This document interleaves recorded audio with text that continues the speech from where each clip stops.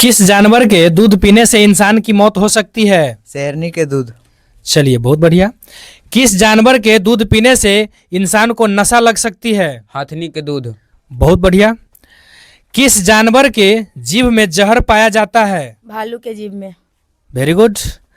किस जानवर के दूध पीने से इंसान बीमार कम पड़ सकती है? गाय और बकरी का दूध।